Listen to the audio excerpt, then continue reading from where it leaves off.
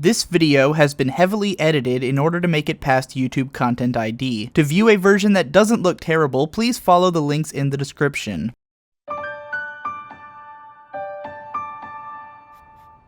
Enjoyment, like any emotion, is a time and place thing, a state of being which we find ourselves inside or out of. It can persist and take place in our minds long after the cause of it has faded away, and it can be remembered like the event that it is long into the future. There's a funny play of expectations which follows enjoyment. Often I find that knowing I've enjoyed something in the past leads me to expect that I may do so again, even under completely different circumstances. Other times I can enjoy something simply because of the enjoyment which it gave me before. In this way, enjoyment is a time capsule. I can remember who I was at a given time by thinking about what I enjoyed back then. I think of how the current me was shaped by the things which the past me enjoyed, and I can enjoy those things all over again, knowing how they brought me to where I am. Here, enjoyment acts like a boomerang, returning to me as a matter of course, since I've thrown it out to myself so long ago. The memory of the boomerang which I've thrown leaves me nostalgic for the one which I receive, and reminds me that nothing is ever truly cast away. What follows are the things which I've captured on the receiving end of a tale of memories. The sounds of a young man's introspection always carry a familiar tone, yet every so often ring true. Before the generic becomes generic, it begins from a place of resonance, which carries itself along, unbeholden to criticism. The young innately glimpse and sloppily put to words what they will later fully grasp and hone their ability to relate. Our tale of memories takes place at the intersection of many stages of youth and understanding. 23-year-old me relating the story to you now, 16-year-old me telling the story for the first time, a fairy tale of the two as told by Minori, a tale of memories as told by Shaft, of 3 intersecting love stories shared across 12 episodes. Every character in the story, relating to the story, and relating to the story intersects with the core idea, the story itself, again and again across many interactions, weaving a tapestry of memory which stretches beyond the idea of the 12-episode 2007 animated series.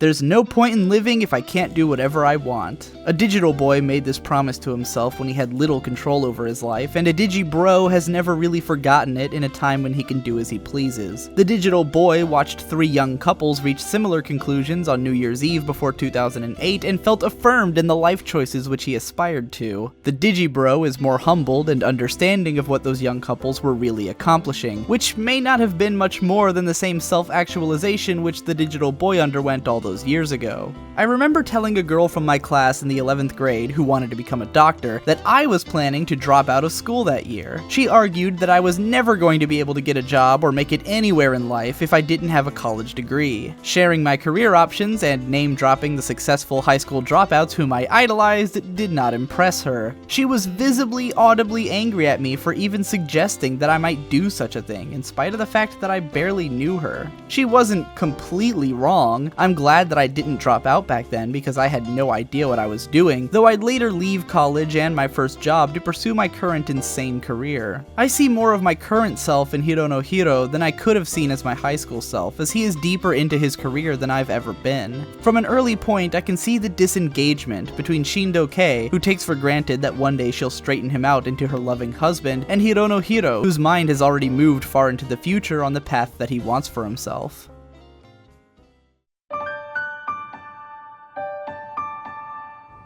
My earliest memory is one which I suspect resembles no real moment in history. It is of myself in the middle of a clearing near a wheat field in some part of Midwestern American nowhere. It is a memory of when my brother and I, at 3 and 4 years old respectively, toured the US with our parents, who were running a clothes stand for the Lollapalooza tour. There is little chance that I remember this image from first-hand experience. I remember when I was maybe 8 years old seeing a photograph of my brother and I in a stroller against a wheat field background, but by now it's been long enough that I even doubt the legitimacy of my memory of seeing that photograph. There are 2 versions of this memory, one which resembles a fantastical golden plane, which I'm certain came from the imagery at the end of the movie 300, and another which tries to rationalize the memory by imagining a much more drab, desaturated field like the ones that I might see at the southern end of Virginia Beach. None of these memories are the least bit reliable. Shindo Chihiro reconstructs her memories from beyond the accident that she experienced in middle school by reading her daily diary in full every 13 hours or so. Between her ability to transcribe a memory in a relatable way and her ability to interpret her writing and relate to it later, her memories are entirely farcical. Her mental self is reconstructed in whole on a daily basis, and her decisions rise from however her present self interprets her previous self's writing. In response to situations like this, people often say that they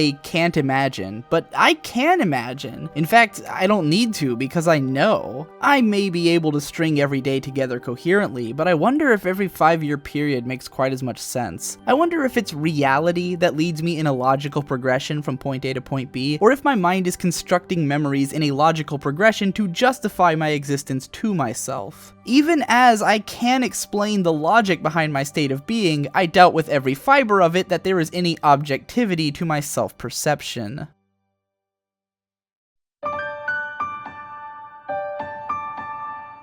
The jealous would regard Miyamura Miyako as a gold digger. In reality, a relationship is all about filling a niche. Not many pegs find holes which they fit into just right, but every attempt is made with such hopes. A freewheeling girl who cooks and cleans and only wishes for someone to give her a home, and a man who only needs someone to fill in the blanks in his tightly constructed yet socially abnormal schedule fit together like hand in glove. I know because I live like Hironohiro, and I dream of a girl like Miya falling into my lap. Arguably, I've even had one like her before and wonder if she could slip away from Hiro just as easily. Funnily enough, A Tale of Memories is also a tale of romance, a fairy tale of the two, which skirts so close to reality that it reminds us how fairy tales are born from the template of our real desires. Romance is for the romantic, and we are the romantic. Every story is a retelling of our own story, and proximity to nonfiction can almost seem inconsequential. After all, my memories, and now your memories,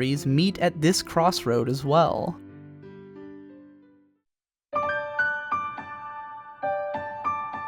Learn the rules before you try to break them. Every professor of the arts will tell you this, but they do so in the hopes of appealing to the ambitions of young people. They play into our hopes that the rules are indeed meant to be broken, and that by learning them we will get permission to do so. In reality, the rules are underrated. Most of them became rules because they worked so many times in making something resonant, and more often than not, the works that do follow the rules will please everyone, including the creator, before the works that try to break them. Tsutsumu Kyosuke is the spitting image of myself in high school. He wants to reach an audience, but to do it entirely on his own terms, believing that he can only move the audience if he can move himself. Hiro, the experienced artist, knows that art is communication, and is therefore dependent on the participation of both the artist and the audience. To make an accessible work is to invite the audience to understand. Niche audiences will often appreciate a work the most deeply, but only because they are so specifically experienced. Much of what becomes heralded as great art by our culture is that which can reach the broadest audience while reaching that audience on the deepest level. Every artist has to find a place to plant their flag on the gradient from niche appreciation to widespread appeal, and I think that as most artists mature, they will try to have the widest appeal possible that they can while still being true to themselves. In spite of this particularly highly indulgent video, I'd like to think that I'm pursuing something closer to what Hiro is, but I don't know if I could have made it there without having run around like Kyosuke for a long time.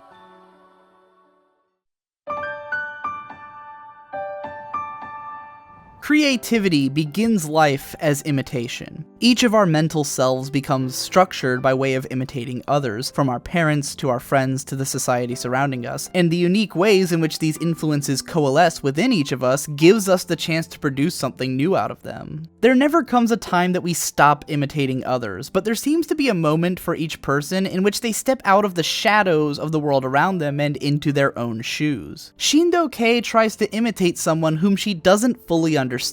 Hiro is already in his own properly defined world, while hers is a confusing amalgam of things that she thinks she wants. She's taken up basketball because she thinks Hiro will only respect someone who's passionate about something, without realizing that she's already passionate about him. She only knows how to follow along and copy suggestions from the world around her, and destructively misunderstands the desires of others. She fails very, very hard, but learns a lot from it, with the help of another much more self-aware failure who knows better than she does that both of them are just at the outset of their adulthood. I'm certain that at 16 years old, I saw the most of myself in Kyosuke and the least of myself in Kei, but I didn't realize just how like either of them I really was. To me, Kyosuke was right about everything, but now I see that even he knows he isn't. Really, I was most like Kei, chasing after a dream that I didn't understand with a complete lack of self-awareness. Growing up, something like the realization that I was going in the wrong direction and needed to change course would have come as a world-shaking shock.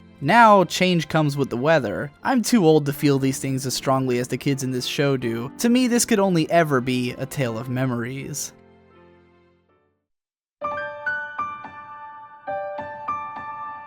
Hirono is blasted by Kyosuke for being half-assed at everything and for never wanting to let anything go. I've been there and done that a few too many times. To this day, I'm terrible at decision making, too easily controlled by moods, and willing to half-ass it until I find my muse time and time again. You know this, you see my content, you see its ebb and flow between moments of high creativity and stretches of willingly grinding away. When Hiro was told that his own work had not seemed enough like him lately, it came as a gut punch. I've always thought my most defining characteristic was my distinct written voice, yet there's been no consistency in that voice for the whole of 2015. This post sounds more like how I imagine my style when I picture it in my head, and yet it's probably the style that I use the least. I don't know what I'm doing. I'm scatterbrained, struggling, and clinging to the hope that things will work themselves out. I don't think for a moment that Hiro's ending is a happily ever after. It's only him coming to realize his flaws, so that he can acknowledge and work to battle them. Speaking from the perspective of someone older and more experienced, I can see his continued struggle and the fun that he'll have in fighting it all laid out before me.